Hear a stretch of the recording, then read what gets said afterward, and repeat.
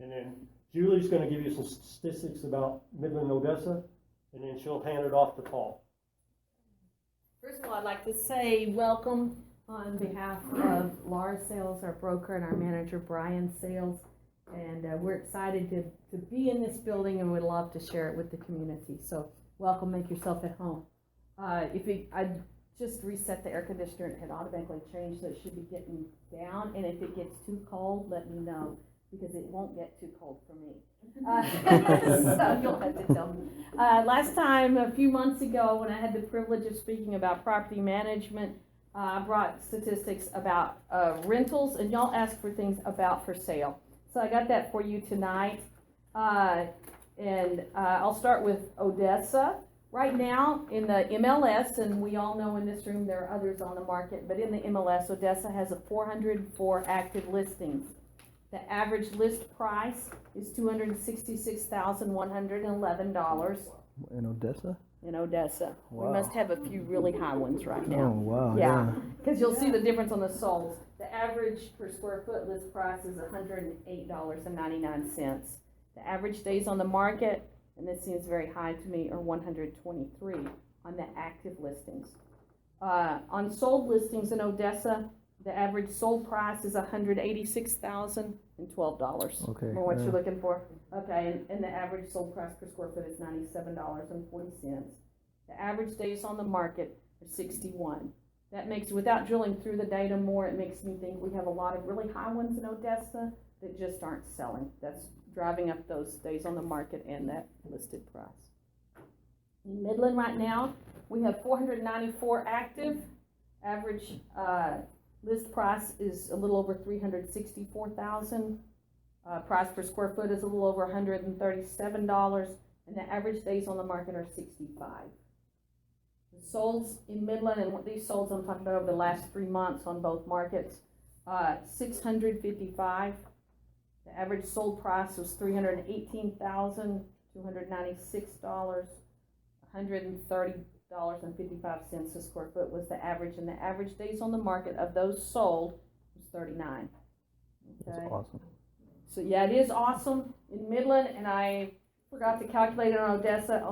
In Midland, that means we have 2.26 months of inventory. On national average, they say 6 months is a balanced market.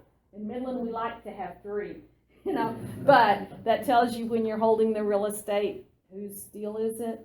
It's the sellers right now. Mm-hmm. That's interesting. So if you can find something at like 120, get it under contract and sell it for 130 a square foot. Do you guys do double closings? You have to be real careful with that in Midland. Yeah, but if you did, We've I had mean, some that people would be. do some time. Yeah. Double closings, it makes us nervous. Well, yeah. People that they didn't believe me. Yes, it's Yeah. happening here. Yeah. Not at this brokerage, but in Midland. Mm-hmm. That's right. So, I'll testify at one of those court hearings. So Mhm. it's real. thank you for backing me up there. But with 39 days on market for that price, oh man, that's anybody right now should just go out and get whatever you can. And anything less than that, I would feel would be a quick turnaround. But anyway. Your rentals in Midland right now, I haven't looked up today, but last week I was trying to find one for someone. We had fewer than 20 that were what I would actually call single family homes. And some of those had already decided the market was at a place where they were pricing a house at $6,000 a month, $4,000 a month. Those are probably going to sit there. So we didn't have hardly any on the market for your average tenant. Average two bath, 3 bedroom, going for about 17, 16, if it's in good condition. It's going to depend on where it's at and everything, but that would not be an unusual price right now on a rental. Not at all. So it's coming back up. It's not doing like it was Paul's night. Oh, no. I mean, the reason I'm listening is I have a house. I don't do anything in Midland. I'm actually doing my first one. And it's a 4-bedroom, 2-bath.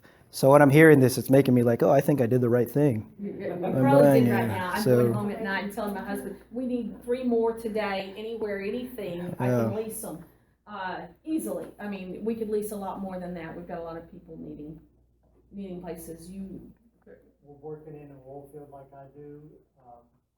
also know that, Schlumberger and all these people that are starting their fracking again, they're hiring bukus of people, so it's gonna get just as bad as it was Awesome. here in a few days. The difference I'm seeing so far this time from the boom was I had one time with the transition of a property that between one tenant and the next one, and just looking at the comps and pricing with the market, I had a $650 a month increase. Nice. Okay, and I still wasn't topping it out. Nice. And so I'm not seeing that this time because the big guys are keeping the service companies on a tight rein, which keeps those salaries on a tight rein. It's still going up because of the demand, but we can't just, you know. And we have more apartments availability than we did last. A lot. I found out through talking to renters, because we just rent as our property.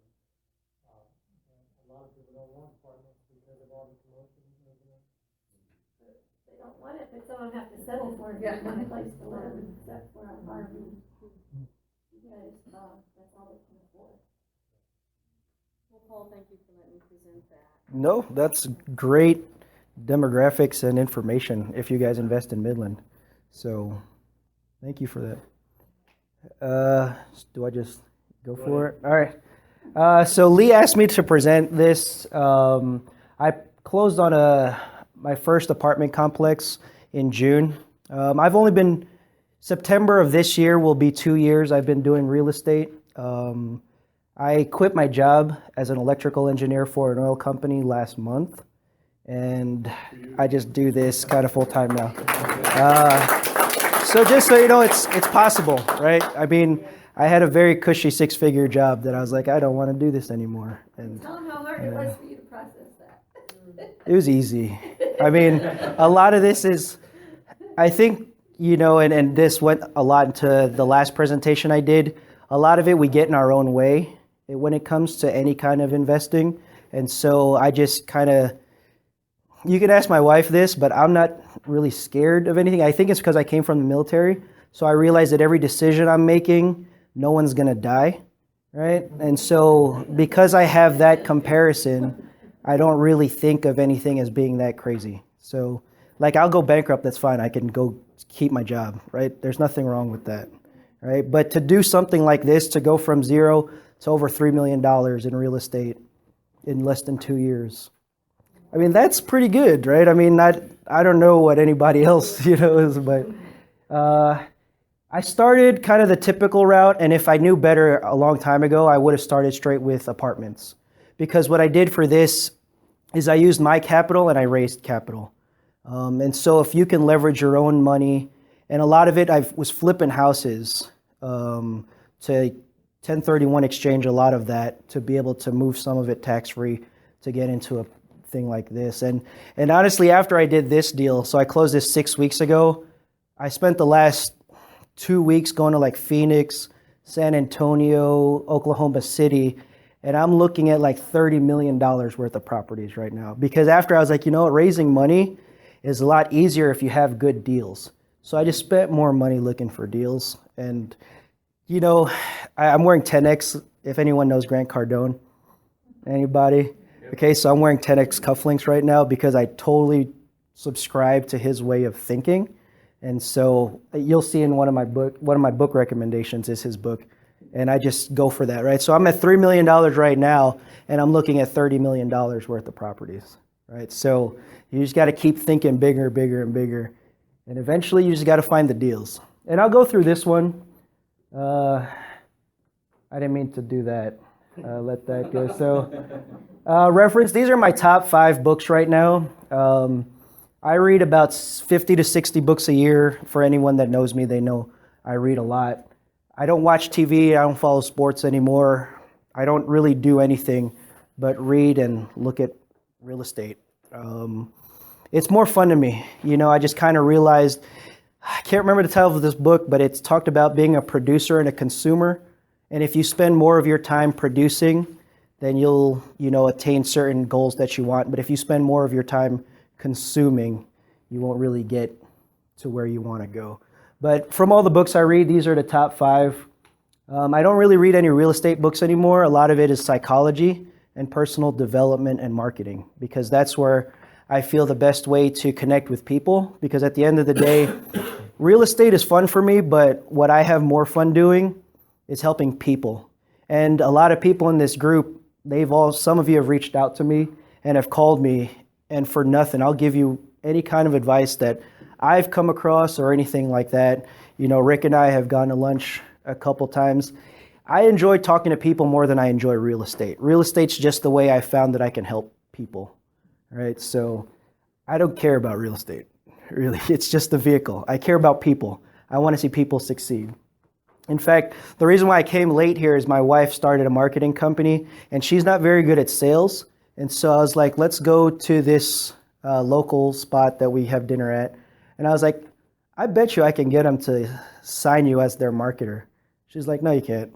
I was like, all right, let's do it. And so I came in late because they took me to the manager's office so we can get this contract going.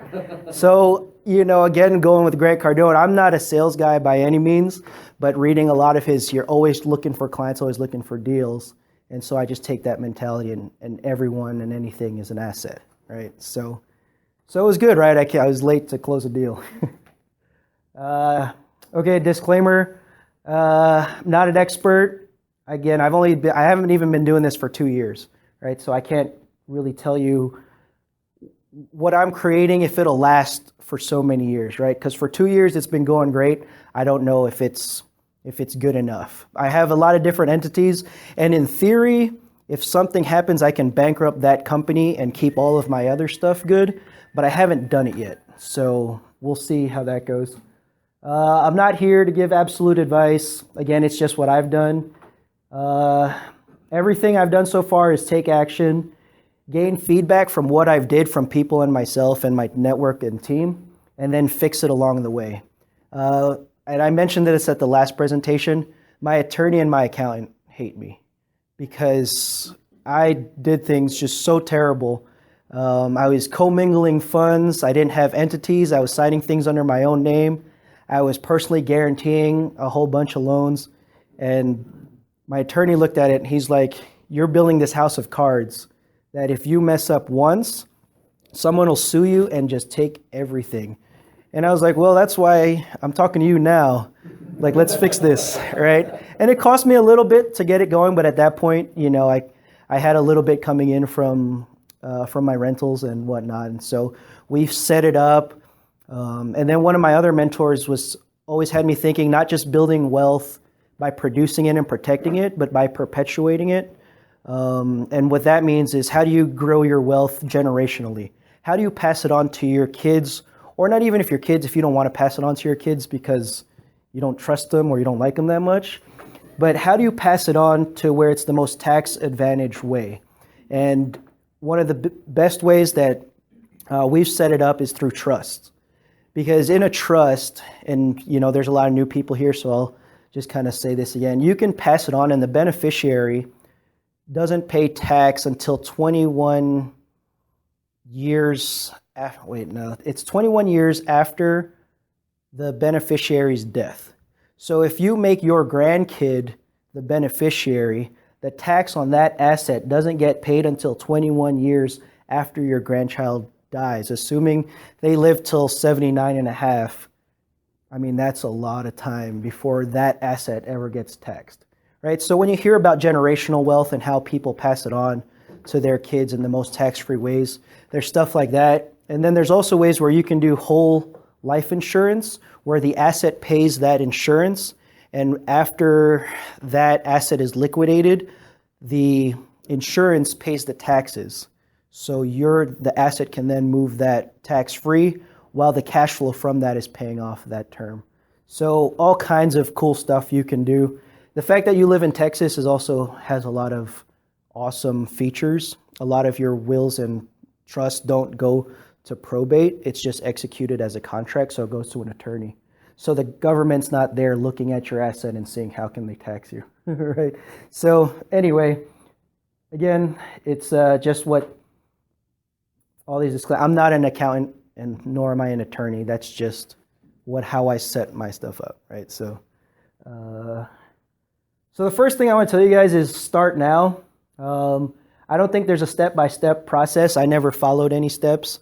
I read a couple books and I just started talking to people and I just started buying stuff. When I first got into the Dallas market, a whole bunch of my rentals weren't renting. I had one house out of 7 rented, so I was paying 7 mortgages with only 1 rented. I went 3 months about to like lose it all. But during those 3 months, everyone was asking to buy them. And so I just decided, you know what, I'm going to cut my losses. This whole rental thing is not working out for me right now. I'm going to sell them. So I took those 6 that weren't rented. I kept the one that was rented because they had a 1-year lease. Sold the other 6 for more than what I bought them for. Took all of that equity.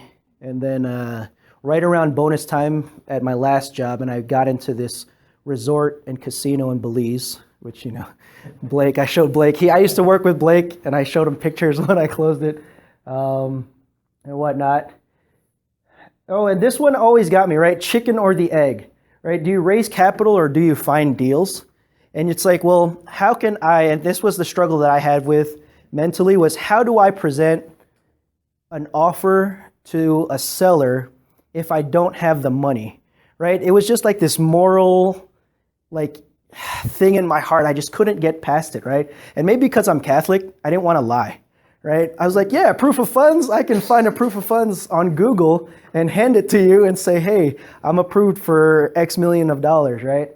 But what I found is that if you talk to any commercial lender, they'll give you a proof of funds because what they're always trying to do, especially for commercial, is they're evaluating the property.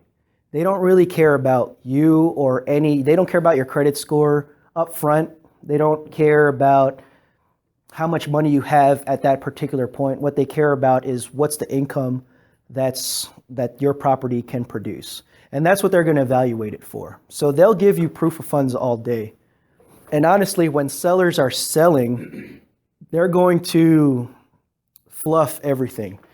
They almost have no expenses and their rents are always collected and this and that, right? So I got past that after talking to a bunch of people. Like, hey, what I'm doing is not immoral, right? It's just a way to get the property under contract so that I can underwrite it and see if it's a good deal. Raising capital, that is something that I think everyone struggles with, and I continue to struggle with it because there's a lot of rules you have to follow from the SEC, right? So you can't go around telling people, I have real estate, I'm going to sell it, or I'm going to partner with you, and I'm going to give you a 10% return, right? Because at that point, you're selling securities. And unless you're licensed to sell securities, you can't market it that way. And this packet right here is the marketing packet that I use to help raise capital for this. And the key phrase that the SEC has, it's pre-existing relationship, right? So if you look at any of the syndicators out there right now, what they're always trying to do is get you to give them their email, right? Then after they get your email, they'll send you something. So the moment you have that first contact with somebody, that's considered the beginning of your relationship, right? So all of a sudden, I never talked to Mike for 8 months, but I sent you an email 8 months ago, and now I have a deal, and I can come to you because 8 months ago was when our relationship started, and that's considered pre-existing, right? So, but talk to syndication attorneys; they'll school you up more on what I can, and honestly, a lot of them will ask for all kinds of paperwork when they're putting your deal together to make sure that you're legal. But yeah, I mean, I don't have enough for the group. I didn't realize there'd be so many people here. Yeah, you can make copies or if I send it to you, Lee, will you be able to get it to everybody? What's that? That Yeah. paper. Yeah. And I don't know if anyone's heard of Michael Blanc. Anyone heard of it? Okay, so he does free webinars, and I took his marketing thing and I just used his. Right, so I haven't paid for any programs, but I go to a ton of free webinars, and one of the things that a lot of these guys do is give a lot of free content, and so I've just been taking a lot of this free stuff and making it up along the way, and so that's what I used. I mean, honestly, I was able to raise $500,000 in about 3 days, to close this deal. So it was, I don't know, for me it was successful. I don't know how to work. So I hit up the pay experts. Oh, okay. So has anyone read the 10X rule by Grant Cardone? Okay, so there's a chapter in there called omnipresence. And I live by that. In fact, when I was at my last job and with my family and friends, they know me for two things: real estate investing and wireless, right? Those are, I mean, if you talk to me at any time, those are, whether it's something like this, you'll know I do real estate. But as my job as an engineer, I was all about wireless. And they made memes and they made fun of me about, but when everyone thought of it, everyone thought of me for those two things. And that's where you have to get. Because it gets to the point where when you're sourcing capital or someone's like, I need to sell my mother's house or whoever's house, and you're the first person they think of, you're going to get so many deals that way. In fact, my Indiana portfolio is all like that. I don't do any marketing. I don't do anything there. And I mean, it's so crazy because the brokers just give me stuff. I mean, crazy, crazy deals. And some of you guys may have heard it, but I closed a duplex two months ago. I bought it for $60,000. It rents for $1,400, $700 each side. I mean, nothing. And I put a 30-year note on it. My mortgage is like $200. I mean, it's crazy, right? So anyway, so you want to be omnipresent to your network. You want your network to think of you when they think of whatever it is, and try to keep it small, right? You don't want them to think of you as the real estate guy, the ice cream guy, the sushi guy, whatever. But whatever it is you're passionate about and you need your circle of influence to feed you stuff, be that person for them, right? And then, so read books.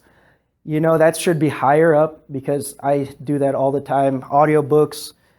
My mother-in-law bought me a Kindle, and that was one of the best things anyone could have ever bought for me because I go through books way faster now. I don't have to think about buying another one and another one. I can just, oh, that's awesome, download it and start reading, and I'll do 1 or 2 books a week. So always keep reading and any topic, but keep it within something that, you're trying to get stronger about. And I say psychology, marketing, and sales have helped me more than anything because now it's not how do I evaluate a real estate deal, right? It's not that. After a while, you kind of know how to do that. But how do you get a broker in Indiana that you've never met to trust you and start feeding you deals, right? Well, a lot of that comes through psychology, marketing, and sales. How do you get tenants who, if you look at my property and you go on Google or apartments.com or anything like that, you'll see the worst reviews, right? But how do you market it so that when potential tenants see that, they're like, hold on, why do I want to move there, right? So by getting through those 3 things, I think will make you more successful because like I said, once you figured out how to evaluate for cash flow, it's the same over and over and over again. And then finally, mastermind with people who are at your level, at the level you want to be, right? So always looking for mentors who are achieving really what you want to achieve. How to find deals. All right, this is funny, right? So I just did a mailing list. I've never done a mailing campaign before. And I told my wife, I want to get these out the first week of August. My birthday's July 30th. We spent my birthday stuffing envelopes, right? Because to me, I was more excited about what the potential would bring from these envelopes than what I could spend the weekend out drinking. I mean, Midland's fun, but I don't know. I haven't been through the nightlife here. I don't even know if there's really good places to drink or not. But, I was like, you know what I really want to do? I want to get these out, and I want to have a nice dinner with you, right? So we spent the day stuffing envelopes and getting them out there. And interesting story. So those went out the first week of August, and through these 300, I was able to meet one guy who's 79 years old, owns 3 big complexes in San Antonio, and now has personally invited me to his house to mentor me, right? So even if I'm not going to get a deal from him, imagine what you can learn from a guy who was born in Croatia, left, went to England, worked construction because it's easier to get a visa to come to the U.S. by working in England than Croatia. Came to the U.S. and started investing in real estate, and now owns like $100 million worth of apartments. And he's inviting me to his, and it's crazy because we went to Papados this past weekend, and he's sitting there, and him and his wife, they're telling me like, you know, I've spent my life doing this, and I bought this house on this hill. It overlooks downtown San Antonio. It's one of the most beautiful things you can see at night. And he's like, you know what? The next time you're in town, come to my house, and we'll just do this at my house instead of going. So just from 300 letters, right? Now that's a way better gift than anything I could possibly do in Midland. The same thing I found through this mailing list was another syndicator. She's been doing it for about 15 years, has raised over $80 million in capital, and owns like 7 or 8 complexes here in Midland, 3 or 4 in Houston, a bunch in San Antonio. She has Chinese investors from Canada who are funding her deals now, and she's in her mid to late 50s and totally took me under her wing. In fact, when I was struggling what to talk about for this presentation, I was on the phone with her this afternoon and was like, oh, you should tell them about this stuff. And so, I mean, from 300 letters, now everyone's always, how do I find mentors? How do I find this or that? I mean, man, I didn't even know this was a way, right? I was looking for deals, and I found 2 really good resources for me to help me continue to grow my real estate. The other part is brokers, 1 or 2 per market, I think is probably the best. Because after a while, you start, who do you feed at that point, right? And so in Indiana, I started with 2, I have 1, and she's just awesome. Every 3 months, I close a deal up there because she finds something for me. El Paso, I worked with 3 of them. 1 of them ended up being the best, which is how I got this apartment complex. Dallas is a wash for me now because there's so much Chinese and Japanese money going into Dallas that the brokers that I originally had relationships with have now all completely just worked with Asian investors. So that's tough for me, especially when they're buying things. I've had this conversation with some people. They're buying apartment complexes at 4 or 5 cap, sometimes 2 cap. You're not going to compete with that, you know, because their currency is getting devalued at such a crazy rate that at a 2 cap, they're making money, right? So I don't do that. San Antonio is still hopefully finding deals there, which is why I decided to go there, because it's, you know, Austin is pretty heavy and a lot of people are looking at Austin. And Houston is going through kind of an up and down because of the oil prices. But because that's starting to rebound now, I think investors are starting to go back to Houston. So I can't really speak for Houston. I haven't really dove into there yet, but I'm looking to go into Houston. What else? Your network. So the first deal I'm doing here in Midland, I was able to find through a person I knew in Houston, which is crazy. I don't know where you guys know. Did you drive by that house? No, I don't think you'll give me that. Oh, well, that's my fault. But, you know, it was through a tax lien was the way my friend bought it. He asked me if I wanted it. I was like, well, I don't really have the cash because I just bought this apartment complex. And the numbers are crazy. He bought it for $100,000. It's 1,500 or 1,600 square feet, livable. The back room that the original owner did wasn't considered livable, but I mean, it's a pretty decent spot. And I brought my house flipping crew out of El Paso to fix it up, and they're doing a full gut for $35,000. I mean, full gut. We took everything out, and I have pictures on my phone I can show you guys in a little bit. So we're all in for about $135. We'll refinance his capital out. And what would you say rents are on the west side of Midland? 1,800 maybe? 4-bedroom. So yeah, 1,800. So we're in it for 130. No cash, like we're taking all our cash out. So we're gonna have maybe a $800 mortgage and renting it out for $800. That's pretty good, you know. Huh? That's like a 2% deal. Yeah. price, you're Mm-hmm. real good deal. Yeah, and you can Which basically looks- refi all your money out, and now we're no cash in that house anymore, right? So pretty good thing. And then after a year, to avoid the taxes, we'll sell it, hopefully. Well, we bought it in July, so let's see. So yeah, so we'd have to rent it for at least 9 months before we can sell it for no taxes. Are you sticking with your same refi people, your same mortgage? Yes. Well, I do everything on a commercial loan. So yeah. No, my broker's out of Indiana. Yes, ma'am. Commercial, 4 or 5. For what interest rates am I getting? Yeah, yeah. So it's all commercial, and I'm in the 4 or 5%, which I think it's gone up. It went up in June, Are you didn't using it? Freddie or Freddie or? I don't know. Freddie Mac? No, a lot of it is private equity firms. So this deal, the firm that funded it is running the Harvard pension plan. And so they used money out of the teacher's plan to help me fund this. So Most commercial funding, you can't sell it for the city or those guys. Because you can't get one position. They don't want those anymore.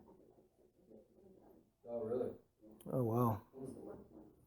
Well, there you go. That's a good resource. Okay, so property evaluation. I'll go through some of these quickly, but if you're in the commercial space, these probably are, you've seen them before. So gross operating income is all the income that comes from that property, right? All the rents, laundry, vending machines. If you can rent cell tower space to Verizon and Verizon will pay you, that's considered income for the property. Expenses, your taxes, management, and all that. Your net operating income is your gross minus your expenses. And then from that is where you'll calculate your cash flow, which is your NOI minus your mortgage. Value of your property is NOI divided by cap rate. And that is one of the most powerful things when it comes to commercial. Is if you can, the cap rate is always going to be determined by the market, right? You can't say that your property is selling for this cap rate, the market tells you. But if you can increase your NOI, which is totally in your control, it is going to increase the value of your property. So you don't care about comps anymore. The comps are really going to determine the cap rate, right? So not everywhere you're going to find a 30 unit or 50 unit in the same area with the same whatever, but you can find the same class. And so, imagine you own 100 units and you raise the rent $25 a month over 100 units. I mean, the economies of scale with commercial is just insane, and I would say because you have to when you're at that level, you're not self-managing anymore, you're hiring professional management firms. I think that's where it becomes truly passive. Right, is you're not in there anymore. You're just managing the managers. And, because I have an obligation to my investors, I'm a little bit more hands-on. But what does that mean? I get on a conference call twice a week with the property manager, and I slap his wrist for spending too much on a make-ready, right? And so what did I learn from that? Well, let's make a list of what make-ready means. Let's give him a budget, and then just evaluate him based on that, which I learned from Mr. Lee by creating those systems. I mean, because before I was like, hey, just make ready, right? And you know what he did? He was polishing everything. I mean, it looked like everything was just glowing. I was like, why is everything glowing? And oh man, and he's like, well, you said make ready. And totally my fault, right? Because I didn't give him clear guidance on what make ready means. And he was doing what he felt was right, which is make everything look nice. And did y'all hear that? He took responsibility for it. He just passed it off. And that gets you more places than anything else. If you take responsibility, no matter what happens, it's your fault. Absolutely. And it was. And honestly, what are you going to do when someone's trying to help you, right? He's like, you said make it ready. Anyway. So generally, so cap rate is determined by the market. And for an asset that is a certain value, the rule of thumb is 5 or 6% you sell, and 8 or 9% is when you buy, right? But what you guys will see with this one is when I did the numbers, it came in at like a 7.5% cap. So what do, right? So my rule of thumb when I'm reading all these books are like, this is when you should buy and this is when you would sell. Well, I was too itchy. I wanted to buy something this big. So I was like, you know what, 7.5%, and I'll show you guys the numbers in the future. I was like, I'm buying this. I'll figure it out. If it doesn't work, I know not to buy at 7.5% cap rate anymore, right? And it's funny, I don't know. Do you guys, does anyone know who Dan Locke is? So he wrote a book called FU Money. And he's an entrepreneur out of Vancouver, has a podcast called Shoulders of Titans.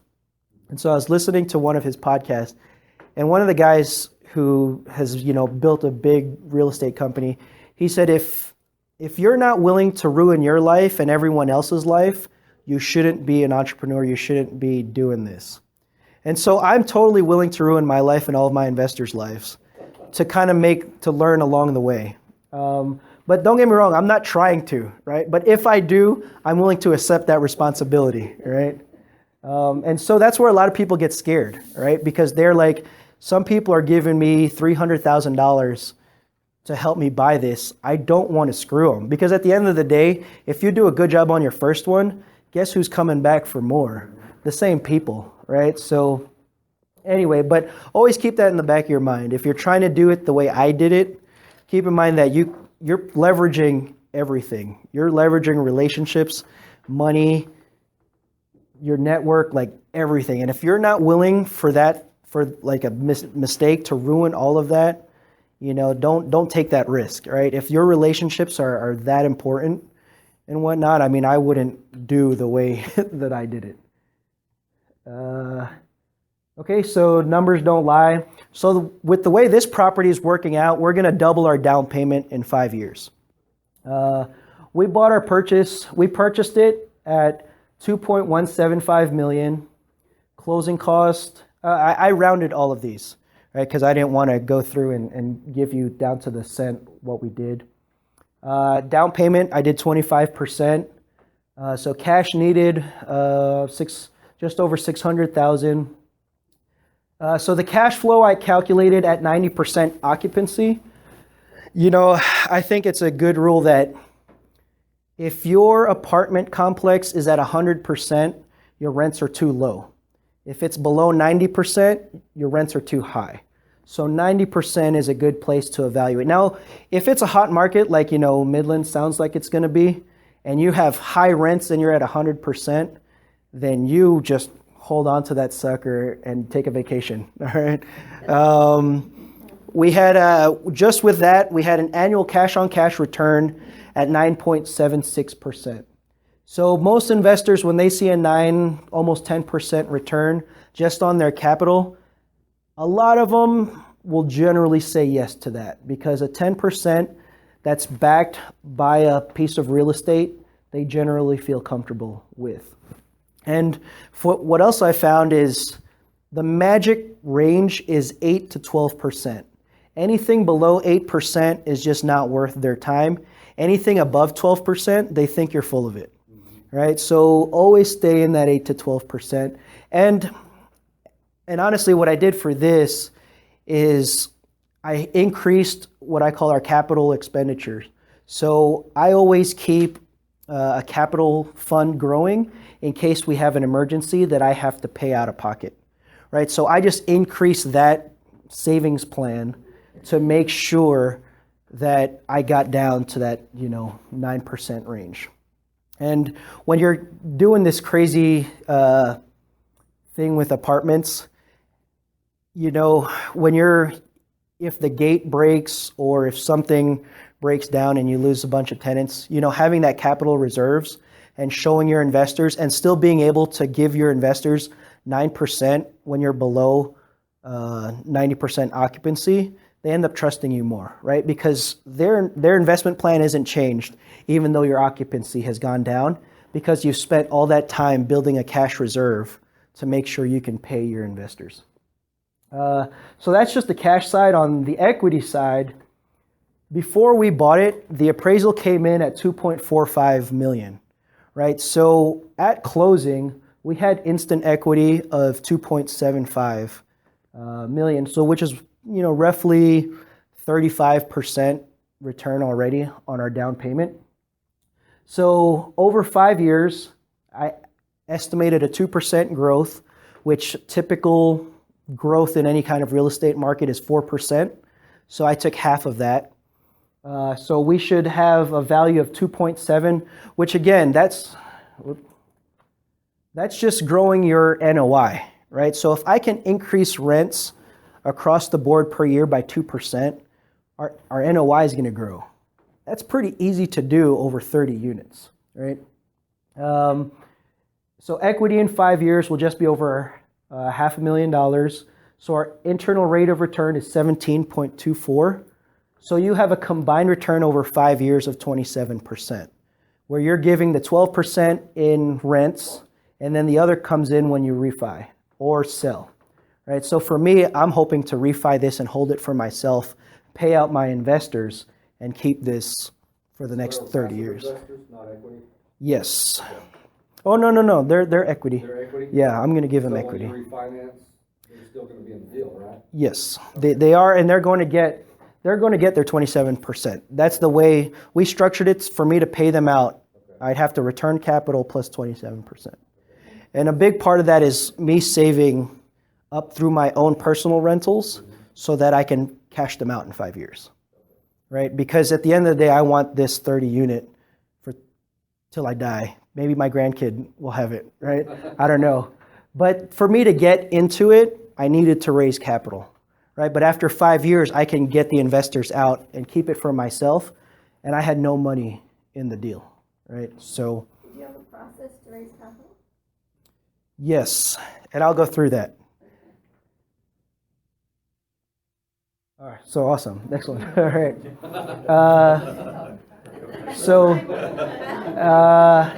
So I already talked about the SEC guidelines. So always talk to your attorney about that. The SEC is very strict. There is not I didn't know, you will do jail time.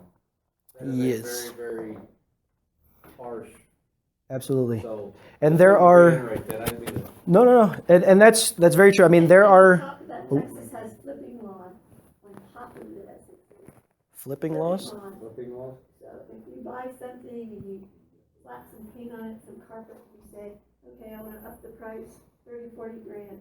You better be able to show you put 30, 40 grand in it. No one tried to make 10 out of it until a year's up. Because that's partially why they went to jail.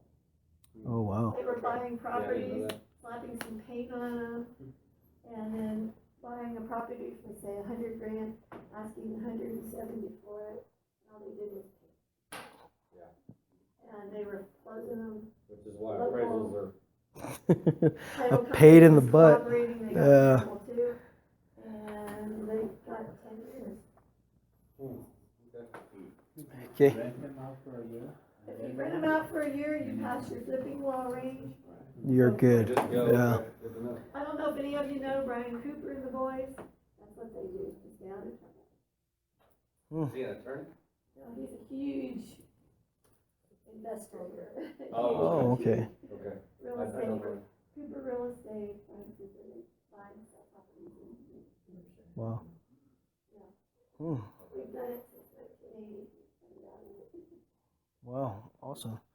And actually, I ran into that. I flipped a bunch of houses in El Paso, and if you've owned it less than 6 months, they require 2 appraisals to make sure, and then whichever lower is what they'll take because of that flipping law. But I didn't know it required that either.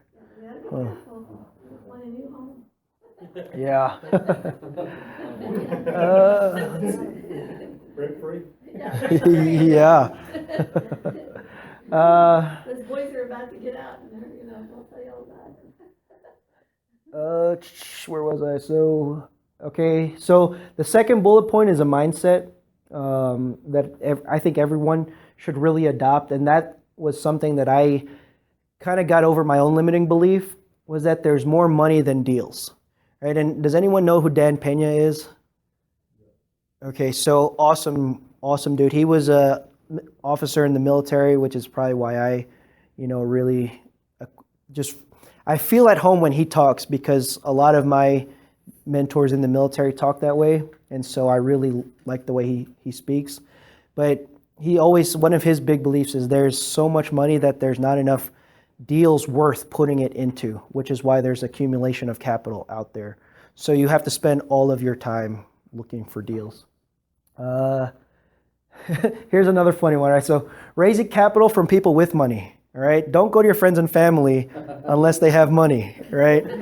I mean, it's like, why go to a dry lake looking for water, right? Go to the people with it. And one of the things that I did was leverage my network. So the way I was able to raise money for this was I talked to, everyone know who Johanny is?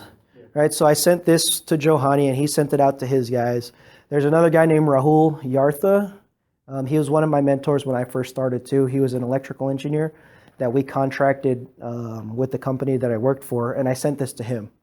And so they both sent it out to their networks, right? So you have your first layer of people that you know, and then they have their layers of people that they know. And so they ended up, the three people that invested in this, all knew Johanny and Rahul.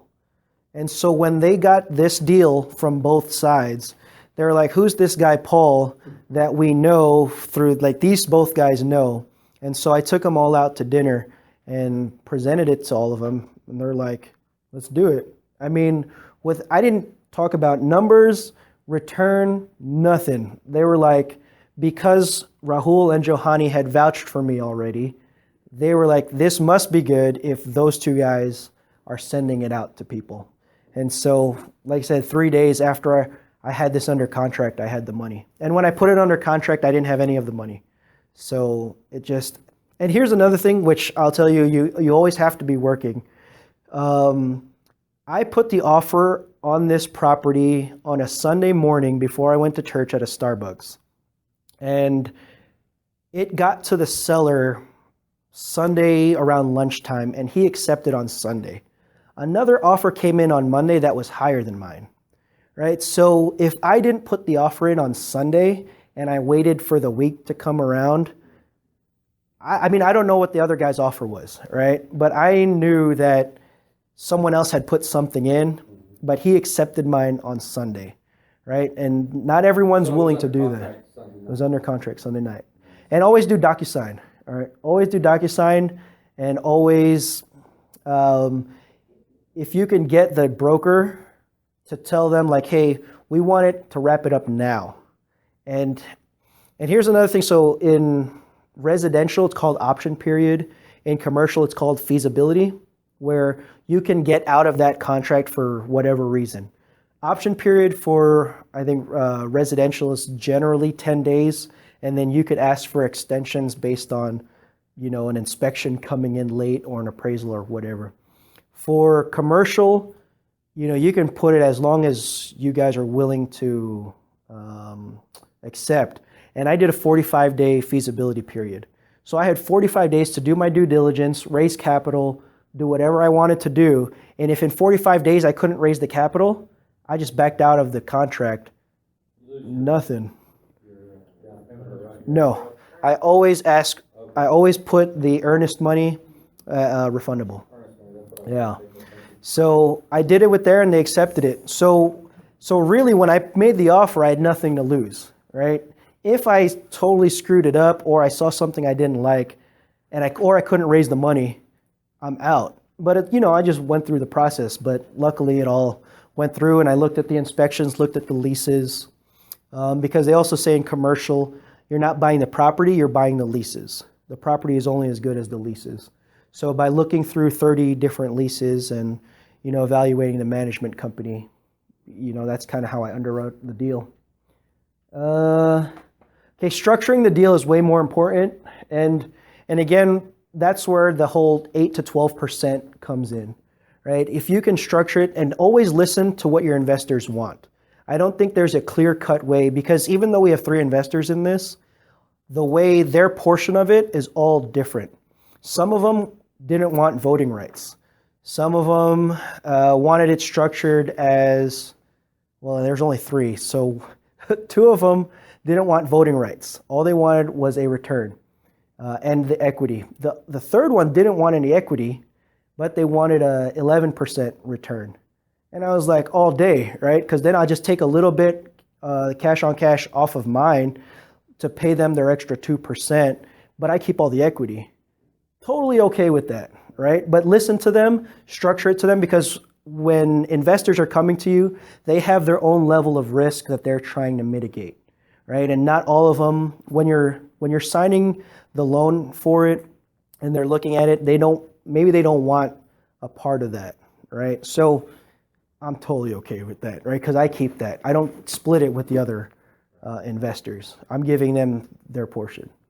But always listen to them and structure it so where they're comfortable, and let them know that you're here for them. You're providing that service, right? It's because, again, it's what are you providing for them that they're going to give you, $100,000 or more? And listen to them, give them what they want, and they'll give you the money, right? As long as it makes sense for you.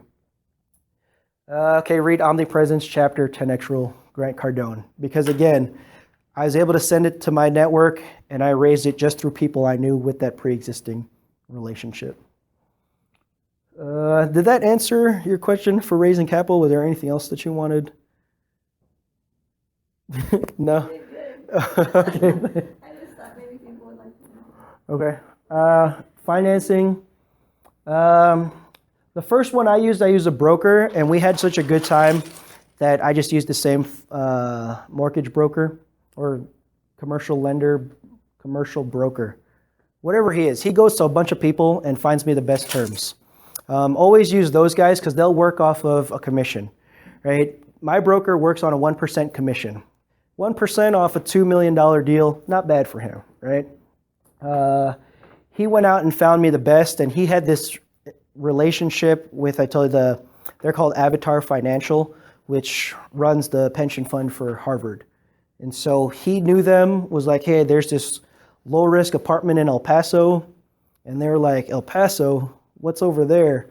Right? And so the guy actually flew down, and I met with the CEO for that company.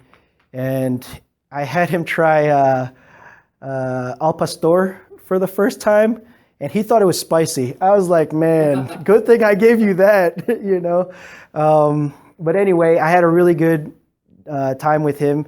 He saw it, we walked, we drove around to all the different properties that he was worried about that were going to compete with this. But after showing him the whole time, he's like, you know what, this is a good deal. And he underwrote it, and the next week we closed. So not bad. So again, property is valuated for its potential income, not your credit score. A lot of them don't care what your credit is. I mean, I say that, but it doesn't have to be as high as you think, because there's plenty of people who are willing to finance a good deal, right? So don't let your credit score ever stop you from trying to do bigger deals. I think the bigger you go, the less headache, because when I closed this, I closed the duplex, that one I told you about. I closed this, all the paperwork was signed in like 10 minutes. The duplex, which was only $50,000 loan, took me like an hour and 45 minutes with a notary. And I was like, this is insane. I'm spending more time on $50,000 than I am on a loan that's 1.7, So anyway, no personal debt is acquired from when you do this type. So what I always tell people is, because of that, you can go to, you can close this, go to Ford, and your credit is still good, and you can go buy yourself a truck to help run material for this, right? Like, none of your personal stuff is ever connected to this property. There's a corporate entity that separates you, and it is very hard to pierce that corporate veil. At least that's what my attorney says. I don't know, I've never gone through it, right? Okay, and here's another piece, and this is what I told my investors, right? Because they're worried, well, what happens if we can't make the payments and this and that? We bankrupt the company, right? So we bankrupt the company, all of your stuff is okay. And then when you go into foreclosure for commercial, it's actually pretty nice, because what the bank is going to do is they're going to try and sell it and take their portion of the loan plus any points, and then anything above that, they give back to you, right? So hey, I foreclosed, I keep any of the above the loan and points and fees and all this other stuff. Anything left, they give back to the entity, back to the borrower. So there's that, right? And they don't like to do that, right? So here's the other thing that, and you can do this for everything, even your own personal stuff, is renegotiate the term of the loan. So if your property's, you have it for, like $2 million, and you say the value of this is no longer $2 million, but I've spent, let's say, a year or 2 years paying off my mortgage. Because it's not valued this anymore, I'd like to renegotiate so that I can keep it and help bring it back up to par. Otherwise, hand over the keys to them, right? Because like the last time I said, if you're looking at it from a bank's perspective, your loans are their assets. The moment that loan is no longer being paid, it becomes a liability for them, right? And they do everything they can to keep these loans out of the liability column. So if you're willing to renegotiate with them so you can keep it in the asset column, they will always, always, always work with you. Even your own credit cards. Work with your credit card company if you have a lot of credit card debt, and call them and let them know, can we work out a way to lower the interest rate and pay this off over a certain amount of time? And they will always, always, always work with you versus you defaulting, right? But you have to be willing to default, right? You have to be willing to hand over the keys to them and let them go through it. Because if you're not, they won't renegotiate, all right? But I'm telling you guys, always, always renegotiate your debts. Okay, structuring the entity. So here's how I did it. Again, this is the way I did it. You don't have to do it like this for everything. So I set up a managing LLC, which has the executive group and capital partners, right? So with that, it ended up, because there's only 3 of us, or 3 of them, there's 4 of us made up the managing group, which I'm the managing group, and they were the capital partners. We set up a second entity, which is held by the apartment, or that's what holds the title for the apartment.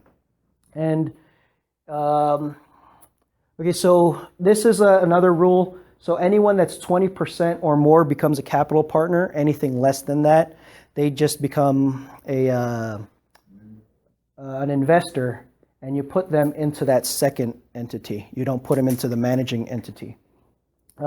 Again, it allows them to separate. If something were to happen on the property and you get sued, you have a layer of protection versus the property. So they can sue the property, but they can't sue anyone tied to that entity.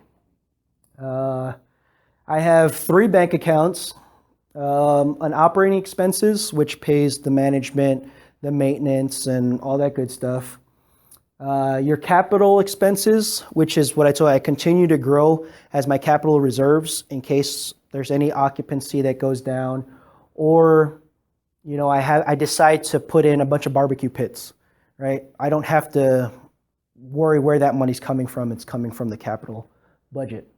And then I have the cash flow pile, which is where all the investors get paid out of and whatnot.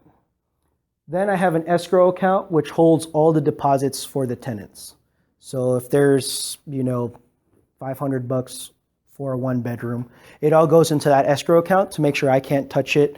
And if they ever move out and I have to use it, that's when we can tie into that escrow. And then if I decide, generally I don't, and this is what I learned from Johanny, you always give the tenant a list, like everything should be at this condition. All the walls should be painted to this Sherwin-Williams paint name for you to get your whole deposit back. And, generally they don't care. They just move out, right? So you can keep part of their deposit, whatnot. So any questions on this one? Oh. Do you use the same bank but different accounts, or do you use different banks? No, I use all the same banks, which is pain in the butt. I use Chase for everything, but because there's Quick Pay, and that's how I pay my investors, is through Quick Pay. But I have a bunch of entities, and I have a bunch of debit cards, and I have a bunch of credit cards, but it helps for accounting purposes, your accountant will love you if you do it this way. I find it a pain to have too many accounts. And it is. It absolutely is. But and when I log in, they all show up too. And I'm like, huh. But, again, this was what my account asked me, the advice he gave me, and I kind of just keep it that way. Yeah. Do you split up the money, or does the deposit? No, I split up because all of the rent will go into the operating expenses. And then from that, based on the rent roll, is what I'll allocate to the capital. For this one, I do $150 per unit into the capital every month. And then all the expenses will get paid again from the operating. And then based on that, everything else goes to the cash flow. That operating expenses, account gets down to about $20 every month because everything's getting moved out of there into the cash flow. And keep in mind too, your property manager will keep a certain number of money with them. Depending on how many units you have, they want to see a balance kept with them for them to continue to do any kind of maintenance without having to go to you. So what I do is $300 per unit for the 30 unit, and any work order $500 or less doesn't require an approval from me. That way I don't have to keep messing with approving work orders. And a lot of that will get paid out of that reserve. And so what I end up doing is doing a owner contribution every month to make sure that reserve goes back up. And that'll come from the operating expenses. Again, everything at the end of the month just comes straight all out of that into the capital and cash flow. So that one goes, I don't keep it at zero because I'm always afraid something's going to happen. So I generally keep it at like $20 just to make sure. And I think Chase has some weird minimum for commercial accounts too. So I keep it, but if you're a veteran, they waive that. So if you're a veteran, go to Chase and let them know. That way you don't have to keep a minimum in your account. Let's see. Okay, and one thing I always ask people is what's keeping you from investing at the next level? And again, for me, it was my own limiting beliefs. Why would anyone give me money? I've been doing this less than 2 years. Why would they even trust me to go buy something this big? And as soon as I got over all of that BS in my head and got out of my own way, I was able to do stuff like this. So, any questions? It might be personal, but, I'm sorry.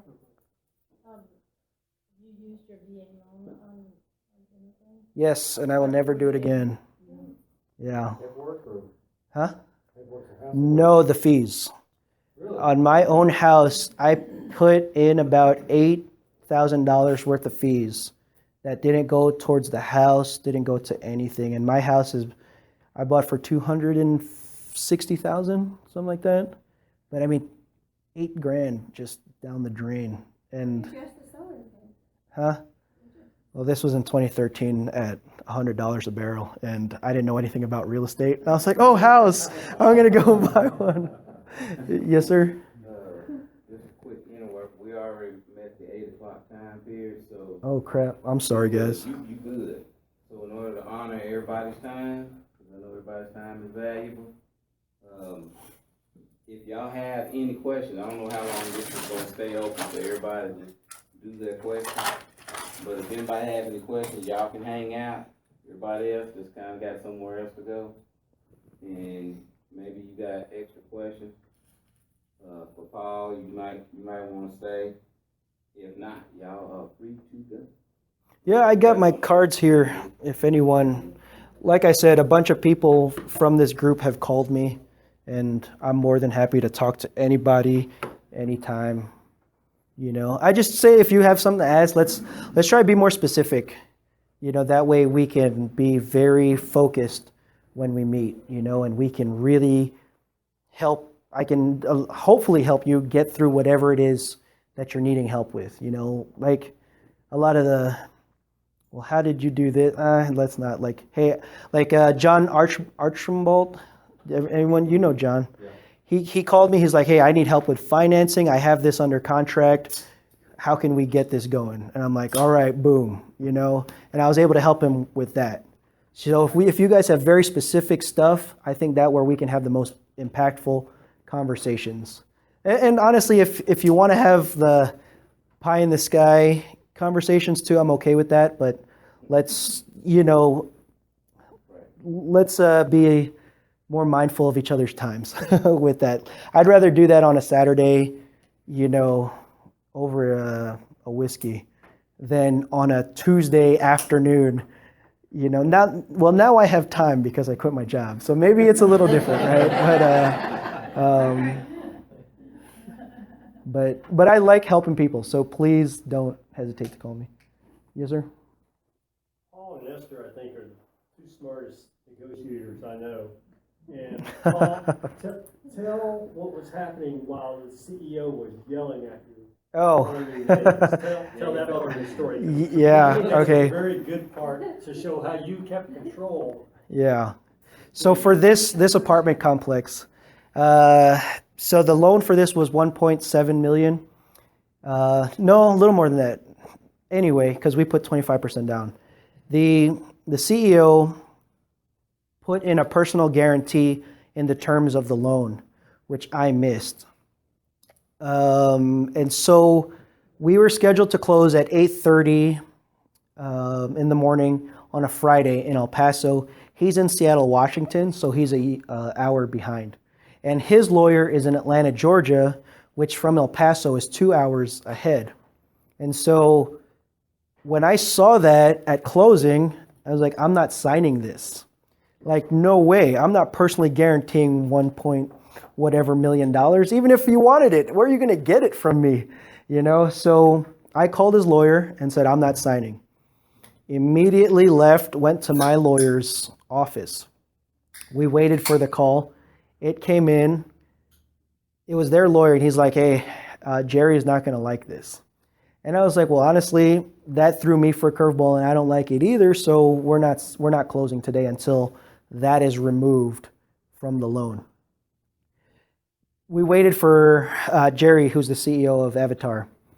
In the meantime, my attorney is a guest lecturer at UTEP, which is University of Texas, El Paso. So he's like, hey, I have a lecture that I'm going to go to for the next 2 hours. Are you going to be okay? And I was like, Jim, I don't know, but we're going to make this happen, all right? And so his legal assistant stayed to take notes based on that meeting. And we were in the conference call, the number came up, and I was like, here it is. I answered it, and I was like, Jim Bauman's office, Paul Miranda speaking, and he just starts ripping me. I mean, F this, you're an MF or this and that. I mean, for about 7 or 8 minutes, he was cursing me up and down about everything and how I'm renegotiating the terms. We're supposed to close today and da-da-da-da-da. And after, I don't know, however long it took, and the whole time I'm scared, I can see his legal assistant. She's like, oh my gosh, what are we going to do, right? And so if you ever read the book, Never Split the Difference, I did my whole Sunday night DJ voice. And I was like, Jerry, you've walked the property with me. We went to all these different apartments, getting comps and this and that. You know it's a low risk loan. You know that this is a good investment for you. You have the opportunity to lose this. This is easy money for you. Are you willing to lose that over a personal guarantee that I can't pay? And he started grumbling in his old man voice, and he's like, fine, I'll rewrite it up. And so called his lawyer. Lawyer called me. He's like, yeah, we're going to change the loan. No personal guarantee. I was like, cool.